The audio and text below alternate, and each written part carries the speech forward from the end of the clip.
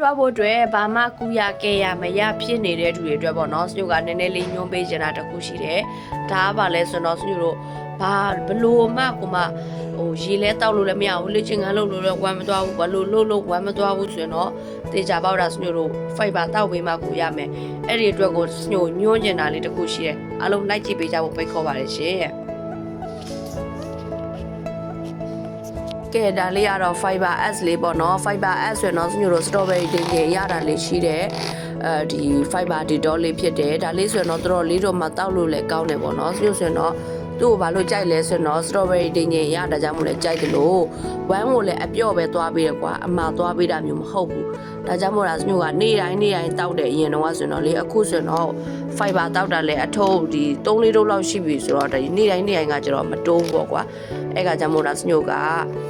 တရက်ကို2ထုပ်2ရက်ချာတစ်ခါ3ရက်ချာတစ်ခါဒီလိုလေးတောက်ပေးတယ်ပေါ့နော်အမတို့တွေနဲ့အခုမှစားတော့မဲ့လို့ဆိုရင်တော့တရက်2ထုပ်ပုံမှန်လေးတောက်ပေးသွားတကယ်လို့တစ်ထုပ်ကြော်သွားပြီဆိုရင်တော့တရက်2ရက်ချာတစ်ခါပေါ့နော်တောက်ပေးရုံနဲ့စညိုတို့ဝမ်းထွားဖို့အတွက်ကိုအများကြီးပဲထောက်ကူဖြစ်ပါတယ်တစ်ချက်တိထားမှာကျတော့ Fiber တောက်ပြီးဆိုတာနဲ့စညိုတို့ကလေ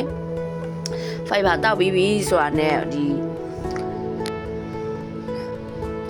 ရှည်များတောက်ပေးဖို့တော့လုံးဝမမေ့ပါနဲ့เนาะရှည်များမတောက်တဲ့လူက